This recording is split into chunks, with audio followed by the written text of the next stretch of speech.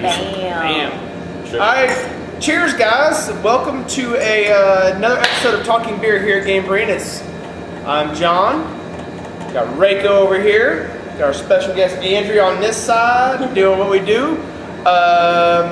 Tonight we are doing a special edition beer. Another one of our great tap lineup that we've got on right now.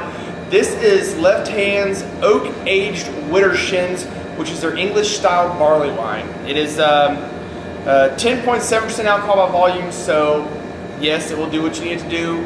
I've used what I said, mid-60s, something like that. Is that right? 67, 60. So not a huge hop profile on it. Left Hand is out of Longmont, Colorado, which so many great breweries in Colorado. If you get the chance to go, spend a week, see all the breweries, check them out. I went up for GABF last fall and didn't get to a single one of them because I spent most of my time at GABF drinking beer. So anyway, on a completely opposite side note, let's get back to the beer. This is, as we said, Oak Aged Widdershins barley wine, English style barley wine, pretty high ABV, not huge for barley wines. Barley wines can go anywhere from low mid 9% all the way up to 18-20% depending on what you get. I've had a couple of them that have pushed the 20s and there's so much alcohol present that you're just like, okay, I'm drinking straight scotch kind of deal. This one at 10% is actually pretty mild. We've all tasted a little bit, so we know what we kind of know what to expect. But it's actually one of the cool things about this one is this is English characteristics. It has a peated malt they use, so that gives us a little bit of smokiness, and then you take the oak age on top of that, and you just get a different set of characteristics. We'll get to that. Let's start with getting it upset and looking what kind of foam we got there. You can see that I'm getting mine really excited. Reiko, again, going softy on there. I brought the beef and brought a nice thick head on there.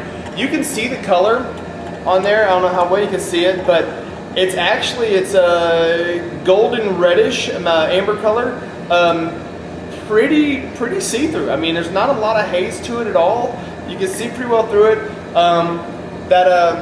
The head has got some nice thick bubbles, but tight lacing in between. You can see how it runs down the side. It's pretty thick going down there, so you get a nice bit of that. Good head retention. Yeah, it's encouraging. What do you think, Reiko? Yeah, everybody always wants Reiko to talk more, and she just sits here and drinks beer. Her job is to be pretty and drink beer. That's what she does. Silent critiquing. Yeah, silent critiquing by smiling and enjoying beer, right, Reiko? Right. Yeah. Right. Doing what we do best. Yes. Yeah, they leave all the talking up to me because I don't know. Oh, the right. nose is just Vanilla, a little bit of smokiness, and citrus.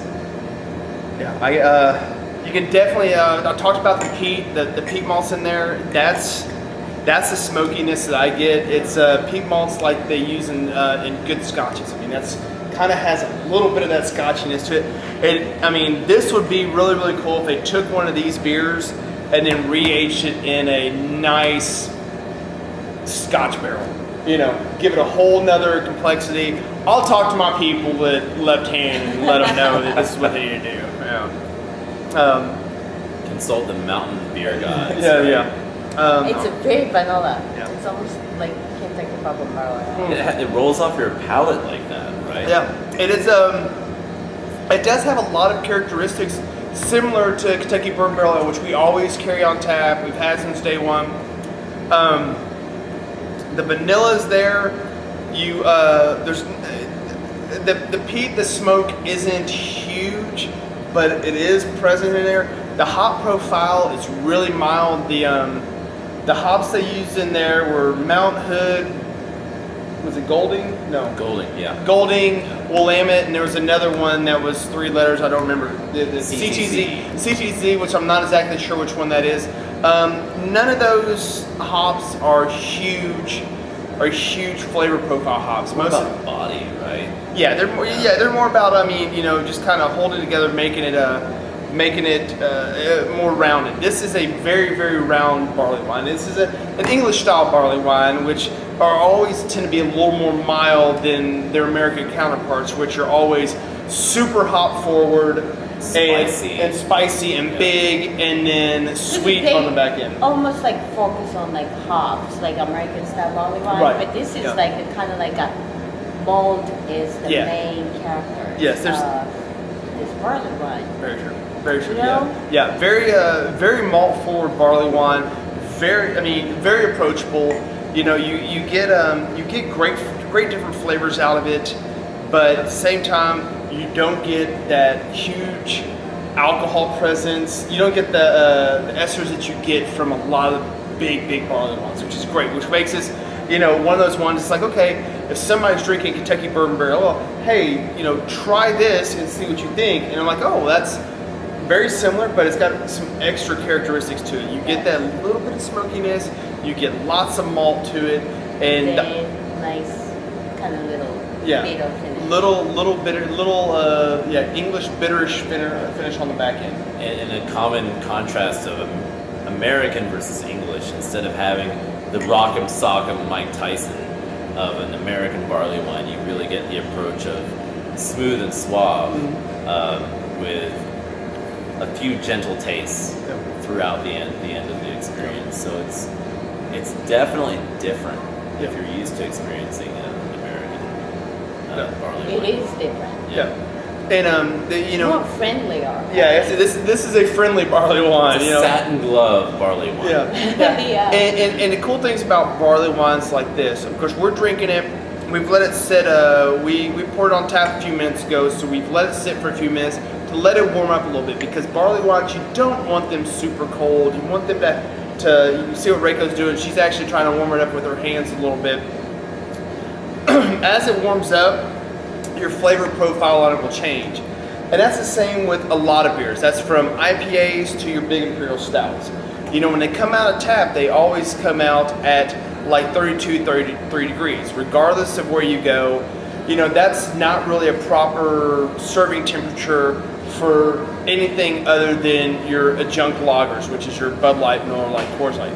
Those are the only things that you want to drink at 32. And the reason you want to drink that is because the reason you don't want to drink beer at that cold is because all it does is freeze your taste buds and locks you into where you don't taste anything. And you know, when it comes to beers like this, you definitely want to taste the things you want to have.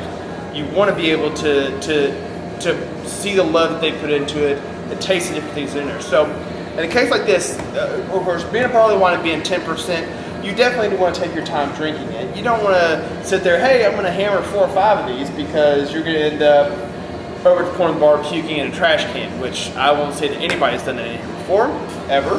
No, never. Nope, never happened before.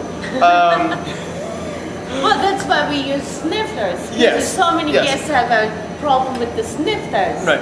But this is exactly one. I mean, the beers like this are not high volume beers. This is a beer that, honestly, over the course of half an hour to 45 minutes, 10 ounces of it is perfect, because you're gonna get your first tasting when it comes out cold, and then as over the course of time, the flavor profile will change. You'll go from really cold and you'll pick up different things, and as it warms up a little bit, you'll pick up something else, and as it gets to about room temperature, about 55 degrees, you're gonna get a complete different flavor profile, which is the beauty of big beers and really, really good beers, because you get different things from your first taste to your last taste.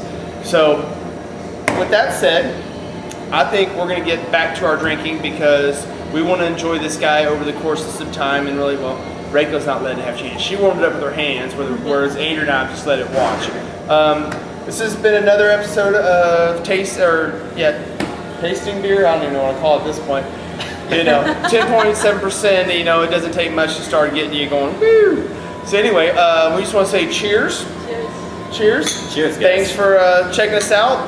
Check out our YouTube channel. It's YouTube.com/King Gambrinus. Check out our website, kinggambrinus.com. We're on Twitter, King Gambrinus, Facebook, /King Gambrinus. Everything is King Gambrinus with us. That's the way we do it. So check out our things, and we'll see you again soon. Cheers. Toast.